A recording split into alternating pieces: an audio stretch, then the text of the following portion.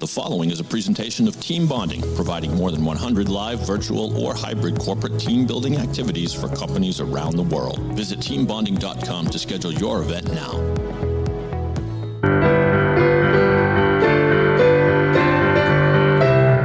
Hello there, team. My name is Rich Rinnensland, and welcome to Team Building Around the World, the podcast where I speak to people from the team bonding, team building industry from all over the globe. Today, I have with me a very special guest, a dear friend of mine, the man who actually helped me get started in the industry, Mr. Paul Giroux. He has been a facilitating lead for so many years and has just a wealth of experience and success behind him. But before we get to Paul, let me take a moment to give some love to my supporters. This show is supported by the Catalyst Team Building Network. Find out more about the world's largest network of team building providers at catalystglobal.com. We also want to thank our friends at B1G1, which can make your business a real force for good. Visit b1g1.com to get started. All right, my friends, please welcome my guest. He's an old friend of mine. He's actually somebody who got me involved in this business to begin with. Mr. Paul Giroux, ladies and gentlemen. Say hello. That's actually the people I keep under my desk. They're just very sweet. Yeah, there's a lot of them, though. So, Paul, tell everybody about yourself. So good morning, guys. I'm Paul. I like to say I'm the type A crazy, fun, high energy team building person. You know, as a host, I just like to have fun. I have 4 kids, part dad, husband, and hard worker. Those are the 3 pillars I got. That's it. That sounds exhausting. I'm sure everybody agrees. Life is busy. Yeah, very much so. But that means, of course, you know all about teamwork, not only in a corporate sense, but of course with your own family and everything, I would assume. Yeah. They sometimes they tell me to turn it off when I'm home. That's fantastic. We'll get to that a little bit. I do want to go more for the business side right now. So you work for a company called TeamBonding out of Stoughton, Mass. Can you tell us a little bit about them? Yeah. So TeamBonding is obviously a team building company that delivers across the world. We do a ton in the U.S., but we've now branched out, and now we're working with partners around the world. So I think that's interesting and new, and certainly given us a lot of different ways to look at what we do every day. And I always say that for me, what is team bonding? Where are we in the team building world? And I feel like we bring a different style of team building. So, David, our founder, he came up with experience the power of play was an initial phrase that we use. Now Sure. We have where work meets play. But I truly feel like, for us, what we try to do is bring experience. So yes, we can do a team building event, but we want the one where it's highly energetic and people talk about it for days after. And it's because they had an experience, not just, we built the bike, but we saw a different side of our coworkers, or, we're laughing about it 3 days later because we saw a different side of a coworker, somebody who's extremely quiet suddenly couldn't get off riding the bike, or somebody made that funny answer who's the quietest person in the office, but suddenly put them in a game show scenario and now they're on camera. So I really, truly believe, for me, what does team bonding do the best is that we engage the participants and we encourage / push them kind of a little bit outside their comfort zone, so that, they don't just do it, they feel it. And then that's what leads to the days after and seeing you at the water cooler or seeing you in the parking lot and being like, oh my God, you were on my team, we won. Or, I still remember the kids coming in, or whatever it is. So That's awesome. Maybe it's a cheesy answer, but no, it's great. That's what I think that's truly what separates us. Well, I'm going to focus more on of course, you talk about the power of play and building teamwork through play. Explain play. I mean, what would be the difference in what we do? Because it seems to be focusing more on that play side. So what is the difference between what team bonding does and what you think anybody else might do? Yeah, well, I've always used the term preachy teachy, that I feel like team bonding is not the preachy teachy team building. I guess if I was going to put it in a scenario, let's say if you're in a classroom with the teacher and you had that strict teacher who's preachy teachy, and this is what you're going to do and this is why you're going to do it, and read my chalkboard. Sure. I feel like what team bonding is going to do is bring you out to the playground, and we're going to be that teacher that does it in the playground, or we're doing it in the woods, or we're taking a hike, or we're going to bring you to the experience. We're going to make it different, out of the ordinary. We're going to get you to learn by doing and learn by having fun. And we're the cool teachers. Cool. Now, what are some of the examples? Give us some examples of what it is that you like to do. Like, what's your favorite event to lead? Everyone asks me that, but I think all right, top three then. I think you have to, for me, I separate them between a few ways. Obviously, any CSR program where you're doing good for others, whether that's, building bikes or, red wagons and teddy bears, or, any program where we're doing something for others is naturally going to be like, how can you not feel good about, wow, we're helping others, Right. But then I also get to host a lot of our game shows. I get to write our game shows. So that's another side where it's pretty cool to host Family Feud, or it's pretty cool to host a Jeopardy, or, so I feel like it's kind of like my kids. I can't really say I have a favorite. I feel like that we're lucky in that I found something that I get paid to go out and have fun with people and bring people. And, I can do it with 8 people in a room and be this crazy, psychotic, energetic person, or I've done it with 1,200 people or 1,500 people, and each one is the same. And we're just going to bring to that program, the delivery is going to be, that passion that, we love what we do. It's passion's a big word for me, because I feel like you have to be, passionate with how you deliver. You have to be energetic. You have to, bring your personality to it. And then, the program has the skeleton, and then we're kind of bringing the guts and the I guess the skin or whatever. Yeah. Now I want to go back just a little bit if I can. You mentioned CSR. What is that? CSR is corporate social responsibility. So that's, if a company is not only wanting to team build, but they want to do something for their community. So, whether that's, donating, teams would build bikes and then donate them to, the Boys and Girls Club, or it could be during the holiday season, we have a Toys for Tykes, where we're able to put nice baskets for presents and things like that. And very nice. I know we have shoes that we donate to some other countries and things like that. So a lot of fun stuff. What actually made you decide that this is what you wanted to focus your career on? Because I know I've known you for years. You are a very fun, very energetic man.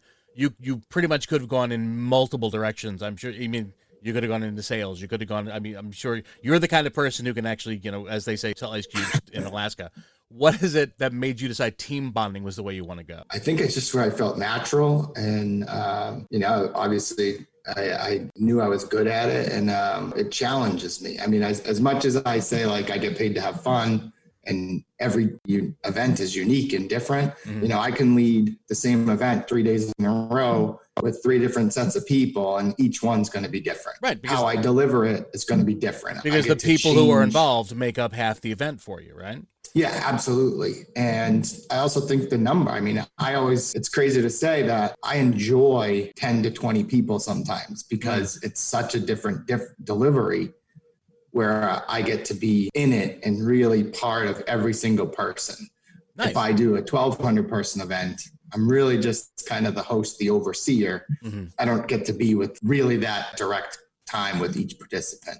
So it's funny, sometimes you can do a small event, a big event, a medium event. It challenges you. And I feel like each day I'm going to give my best, and I love it. I mean, everybody has a bad day at work, but they're very few and far between for me, and it's usually not on the delivery side.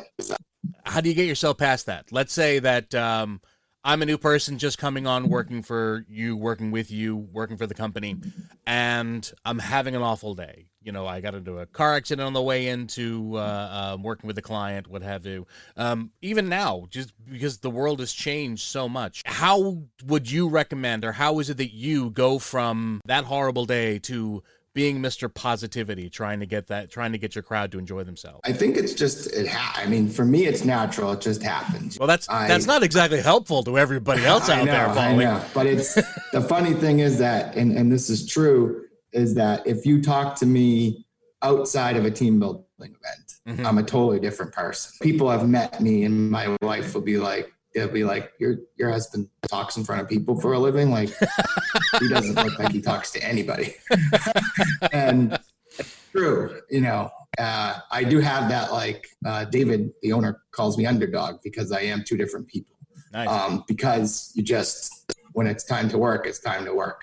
But I do think everybody has things going on in life. And even right now, virtually, I've had to change my delivery style. And me, you've been in rooms with me. And I very much feed off of the energy of the crowd. And I feed off of, making one-on-ones try to happen. And I'm so used to that knowing how someone's feeling because I'm there. Right. Now in this virtual world, I'm trying to do it through a camera and how many people I can see on a screen. Yeah. So even for me, I'm learning every day different ways. Is it changing my posture? Is it changing my voice inflection? Is it, moving just a half a second on the screen? Like all these little things that, I always say there's a lot of people talking in my head at the same time as I'm talking. And those little voices are always saying, Paul, move just a little bit, or, look a little closer into the camera, or whatever it is. And, we just go with it. To do what we do, a lot of it is feel and knowing clients and then, making it work. Sure. It's constantly, like a chef that makes a soup a little bit different each time or based on the ingredients they have available. I truly feel like that's what we do. Like we take the ingredients we have that day and now we make a fresh soup today.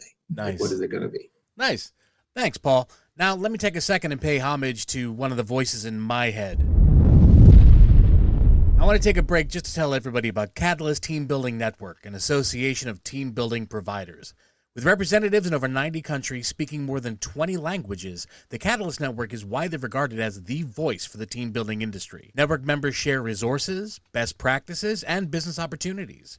Catalyst partners are learning from each other and pushing the boundaries of what is possible in team building. Catalyst Network members also share a common goal of creating highly relevant, socially responsible, good value experiences for their clients. For more information, please visit catalystglobal.com. The Catalyst Team Building Network, the world's largest network of team building providers. So let's talk about your favorite soup for a while. You've been doing this how many years now? We've been doing the math. It's 16 or 17 years. Very nice. I worked with you, I think the earliest I was calculating, I worked with you in like 2009. Was like the first time you and I did a bike build together. Yeah. And I still remember that first thing you said to me when you got there and you were like, oh, you're rich? Okay, here's all you need to know. Have fun. That's probably what I said. It is. So tell me, can you give us an example? What's the most fun thing that ever happened to you that you ever did as an event? Do you remember any specific examples? Fun event I ever had. Yeah. Whether it was just because it was an alarming success or a terrible tragedy. Either way.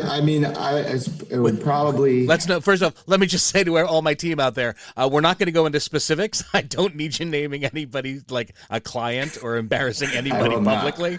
So just a broad example. To me, I would have to say it'd probably be under one of my game shows because, I've had game shows where I truly left with a stomach that hurt from laughing so hard. Nice. Answers that people give or, interactions with a particular person that made the show funny or carried a theme. I'll just say it would have to be one of my shows where I just left with my stomach hurting from laughing with the participants that much. That's awesome. Now let's flip it. Now, I'll give you one quick, really, though. My most memorable, though, was a CSR. We donated Red Wagons to a charity down in Florida, just outside of Disney. And I think it was called Give Kids the World. And I'm listening to the woman speak, and I'm just in tears, like complete tears. And I have to go up and thank her again after. You mean the woman from just hearing the woman from the charity? The charity and what they do. Wow. Yeah. So she went up. We were donating, and I knew who the charity was. I was prepped ahead of time, but just hearing her speak was moving. Yeah. And I won't say it was the most fun, but man, was it the most rewarding. Like that's one that I'll never forget. And I went home, I donated that day. I lost it. I have 4 kids and, sure. They basically take on kids that are sick and they give them a week free at Disney and take care of everything. And what's the name of that charity again? Give Kids the World. Nice. And every week they do a Christmas day, a Halloween day. And this is what got me. They redo the holidays because they assume that the kids aren't going to get to that next holiday. Oh, wow. So imagine trick-or-treating with your kid in July, because you're just assuming that's not coming or whatever. So that one sticks out it was a wow moment. I'm glad we donate to them. And anytime I'm in Florida, I'm like, can we get them, whatever we're doing, can we give it to Give Kids the World? So there you go. That's fantastic. That is an amazing, amazing charity. I normally do as you know, a lot of the bike build here in the Boston area where we have the clients, they're literally building bikes for needy families and needy kids. And I've got to say my absolute favorite moments of all of those are when the kids can actually be there at the end of the event to go in and grab those bikes. Just looking at the faces of the clients, as especially those who didn't realize that there were going to be a group of kids coming to collect these bikes, to actually be able to see what the work is done. That's a special moment. Absolutely. And with moments like that in mind, I'd like to take a moment to tell you about B1G1, which can make your business a real force for good. When you're part of B1G1, you bring new purpose, meaning, and relevance to your business by making giving a core of what you do. Unlike conventional giving models, B1G1 helps small and medium-sized businesses achieve more social impact by embedding giving activities in their everyday business operations to create unique giving stories. Every business transaction can impact lives from just as little as 1 cent. So please visit b1g1.com to get started. B1G1, business for good. Okay, let's go a little bit on the corporate side if we can. With your years of experience, I just wanted to let us say that I am a CFO or I'm a manager, and I'm thinking that maybe I need some teamwork, some team building going on with my crew. How would I know? What is it you think I should look for that would tell me we could use a little bit more bonding, we could use a little bit more work? I mean, I think the simple answer is every team needs some form of team building. Then the question becomes, what's best for our team? Okay. If you're finding that you're having, conflict, or if we're just looking for a happy hour style or a get together, some programs are geared towards just networking and getting to know each other better. Right. Some programs are just getting out of the office. Maybe it's, let's take an accounting firm right after tax season. Mm-hmm. That program is just like, get away from anything to do with numbers and office and just give us a celebratory time. Sure. And then, there's programs where if you're, you're not sure how your team comes together, then we have programs that would certainly do a Belbin, for example, which is, real in-depth look at your team and your roles on the team and things like that. So I think, every team could benefit from it. Getting to know each other better, just, seeing different sides of each other, just getting out of the office, all those things are important. Mm-hmm. I don't think there's any, just like even any professional sports team, they're doing it. I tell a lot of stories, so I'll probably share another story, but I look at the Patriots, for example, because they're my number one team. But, Bill does team building with them every summer. And it could be something as silly as they walk out to practice, and instead of going out to practice, there's a bus taking them to a movie or to a bowling alley or, to go hear a speaker or whatever. But like every team, no matter how strong you are, needs something, and then it's just choosing the program that's fit for your team. You mentioned a Belbin. What is a Belbin?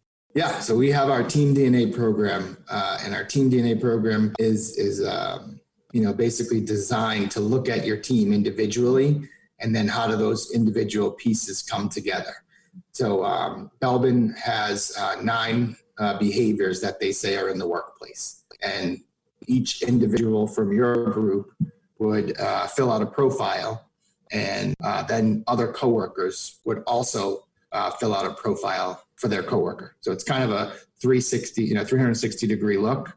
So it not only, let's just say, for example, Rich, you did your profile on yourself. So now that's how you view yourself in the workplace. Okay. But then you had 4 other coworkers now do a profile on you and how they see you in the workplace. Wow. Then you take all that data, put it together into a report and say, based upon your feeling and your coworkers' feeling, here's your zone in the workplace. This is kind of where these are your behaviors. These are your strongest. This is kind of your middle area. And this is where you're, it's not even that I would definitely say it's not like, oh my God, Rich, you don't have all 9. It's where are you most comfortable? So What are your 2 or 3 most, comfortables? Know that. And then there's different ways that it kind of balances out. So if you have too many of one behavior, mm-hmm. then there's a imbalance in the team. So things like that, we look at those and can really help with your team. So it's more about finding out where your strengths lie in a team as opposed to finding out where you're lacking, but making sure that your team is well enough scattered with everything. And I don't even call them strengths. It's just where you're comfortable. Nice. Are you a more, direct, are you a direct person? Are you more of a friendly person? One of the behaviors is a completer finisher, somebody who gets everything done, dots all the I's, crosses all the T's. In my family, it's funny, like I'm not a completer finisher yet. My wife will stay up 24 hours if something's not done.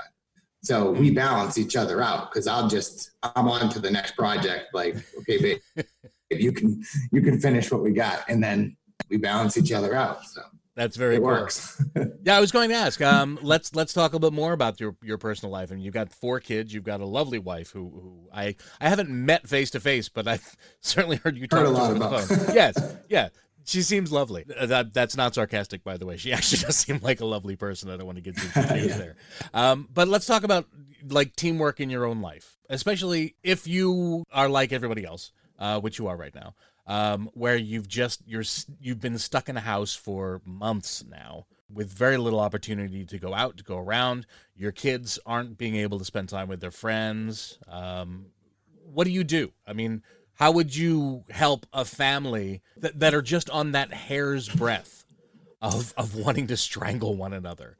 Which, by the way, don't. Yeah, I mean, we have, a lot of Zoom calls where we play a lot of my game shows. So we it's kind of when you have the game show dad, it's pretty easy to get on. And we've done Family Feud, we've done Jeopardy, we've done quiz shows, we've done category. I mean, we host a lot of stuff, with our other, families. Cool. I have older kids, so we have a 28-year-old, a 26-year-old. My daughter's home from college. She's going to be 21 coming up mid-June. And then our youngest is just turned 15 in quarantine. So it's been crazy, but we do like to have fun together. We certainly play a lot of games together. We've played a lot of Monopoly, which is probably my least favorite board game, but it's my youngest's favorite. For as fantastic as that game sells, it is amazing how many people claim to hate that game. It's just the length. If they could just shorten the game a little bit, maybe I'd have a little more fun. But no, I think, I played Clue the other day for the first time in a long time. So wow. But, just balancing it. It's funny being on the road a lot, traveling for team bonding prior to this, being gone every week. Sure. Now I'm, in my basement, got my setup going here, posting a lot of shows online. Mm-hmm. I say I'm home at night and my wife kind of jokes. She's like, you're working as much as if you're flying and gone. She's like, I still only see you sort of the same amount of hours. So I guess on the teamwork side, I still give her the A that she carries the role a lot more than I did. Very nice. Is that better for you or worse? I mean, I'm finding a lot of people who are now working at home. There were surveys that were saying the people who are now working at home are actually working harder or longer hours than they did when they were actually going to an office. What do you think accounts for that? It's true. I always said I really know I work hard, but I feel like I'm working harder right now. I definitely feel like I'm working harder. Yeah. But I still claim the title of Fun Time Daddy. That's what my wife calls me. So, when I'm home, it's Fun Time Daddy, and that's how it goes in between. I could take that in a lot of directions, but we're not going to. Instead, I'm going to cleverly shift to another question. Let us say, especially, unemployment is horrible right now, as everybody knows. Hopefully, as things are slowly opening up, people are going to be able to come back, start working again. Let's say that somebody was looking for a change, or you've got somebody who's new to the workforce. For somebody with the experience that you have, what would you say are the kind of things you would look for in a new employee? Somebody who's going to come in and not even possibly lead facilitate as so much as assist to begin. What are you looking for? I think it starts with passion and wanting to do what we do. Caring about working with people, bringing an experience to them. I don't think the number one most important thing is being able to, to be funny, or I don't think you have to be, able to stand up in front of a room in front of 200 people. I mean, it starts with basic one-on-one interactions. With our assistants, I tell them, you're giving much more than I can. I'm up there directing and leading a group. Right. but you're that one-to-one interaction. You need to give them the smile. You need to give them those small moments where, you know, they're running up to you with a trivia question and it's the fourth time they've brought it to you.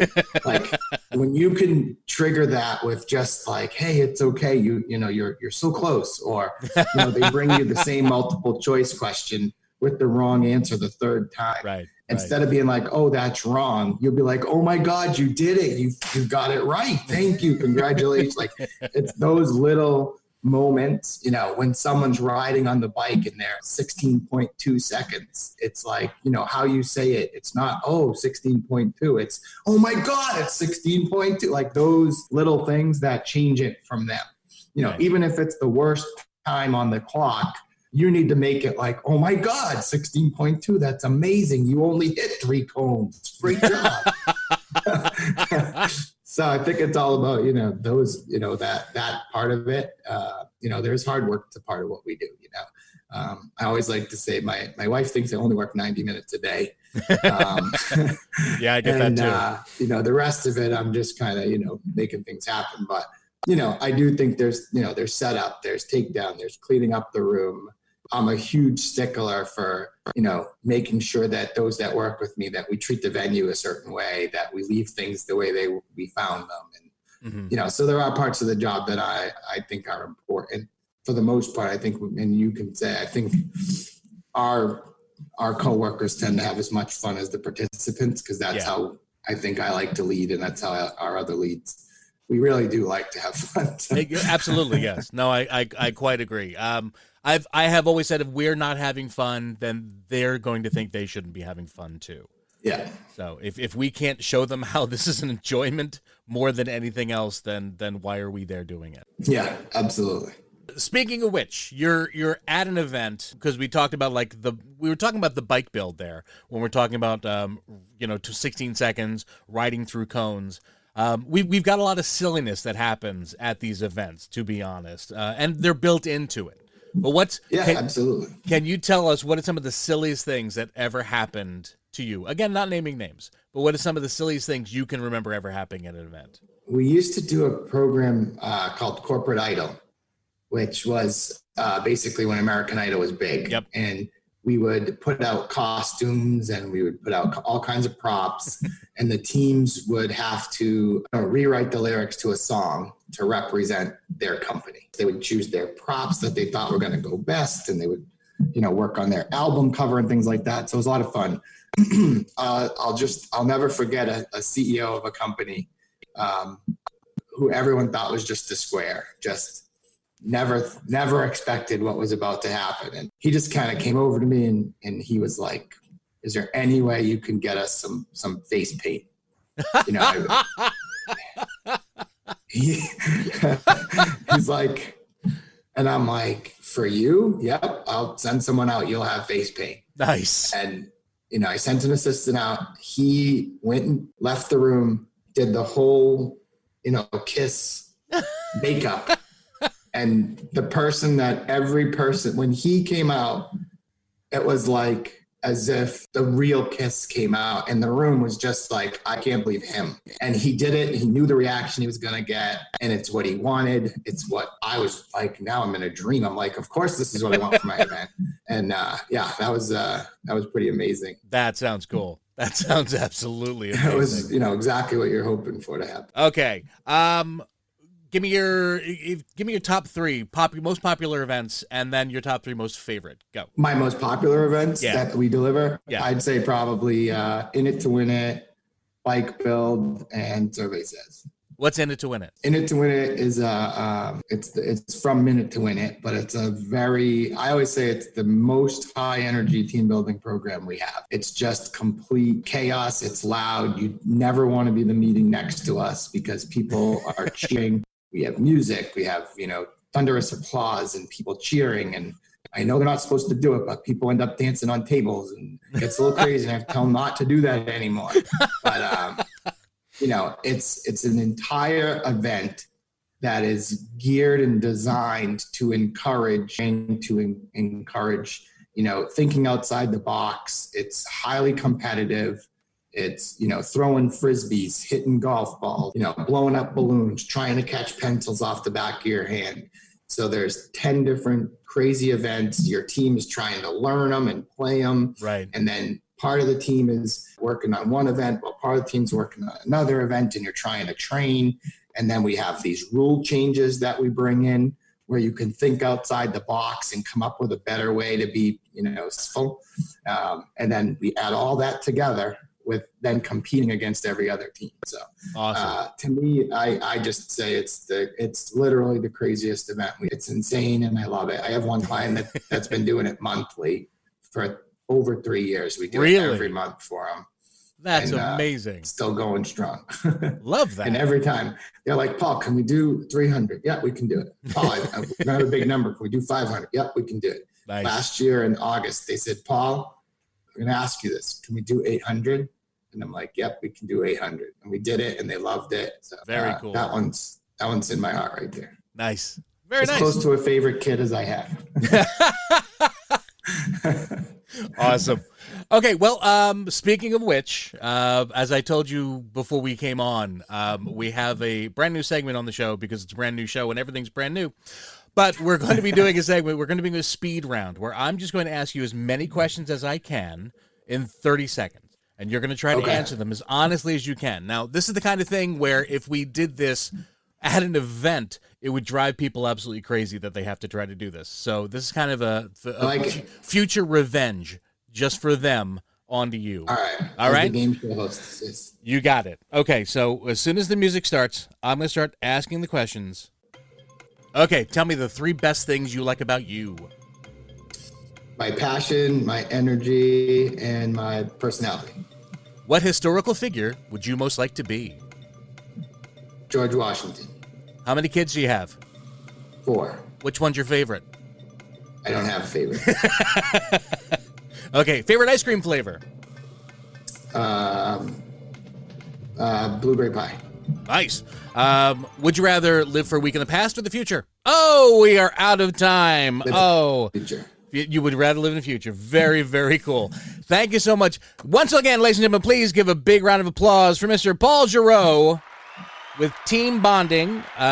How can everybody find you, Paul? Where should we send them if they're looking? I would say teambonding.com. Fantastic.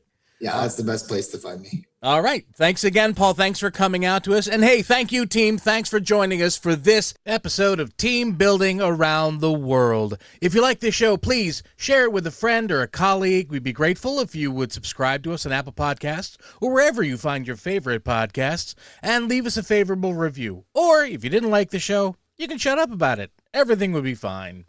You can find all the other episodes of this show on TeamBonding.com. And until then, my friends, this has been Rich Renensland. You've been listening to Team Building Around the World. And please remember, if you're within the sound of my voice, you're now on my team, and I'm on yours. Thank you as always, everyone, and see you all next time.